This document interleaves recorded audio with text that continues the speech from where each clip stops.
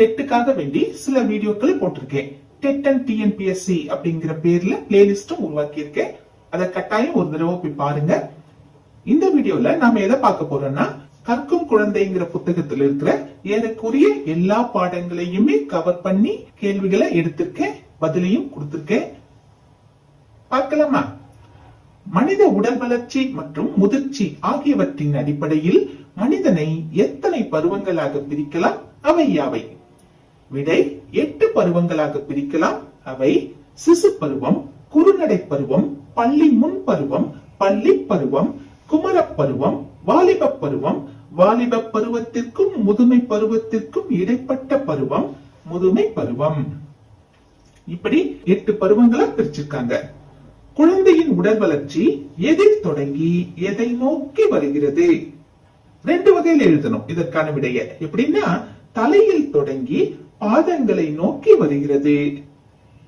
அதுக்கப்புறமா உடலின் மைய அச்சில் இருந்து இரு ஓரங்களை நோக்கி வருகிறது. எங்க ஆரம்பிச்சு எங்க போகுதுங்கிறத கவனமா பாத்துக்கோங்க. குழந்தையின் எலும்பு மண்டலம் டேஷ் தன்மை உடையது. விடை, குழந்தையின் எலும்பு மண்டலம் நெகிழ்வு தன்மை உடையது, ரொம்ப சாஃப்டா இருக்கும்.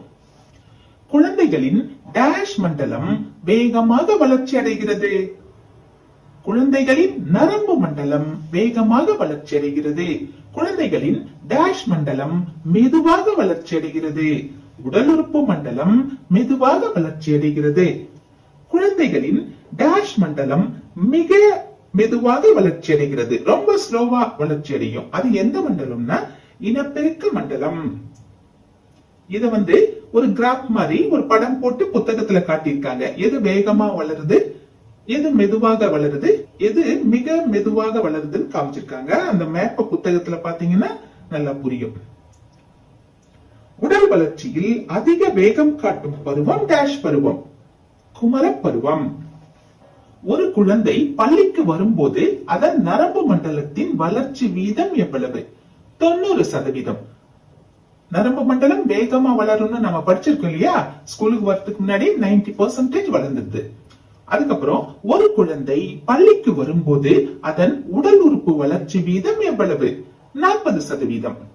உடலின் வளர்ச்சிதை மாற்றத்திற்கு காரணமாக இருப்பவை எவை?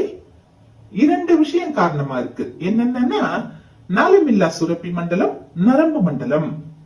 எலும்பு மற்றும் தசை திசுக்களின் வளர்ச்சியை கட்டுப்படுத்தும் ஹார்மோன் எது? பிட்யூட்டரியின் முன்பகுதியில் சுரக்கும் வளர்ச்சி ஹார்மோன் தான் காரணம். நாளமில்லா சுரப்பிகளின் செயல்பாட்டினை கட்டுப்படுத்தும் ஹார்மோன் எது? Pituitary hormone.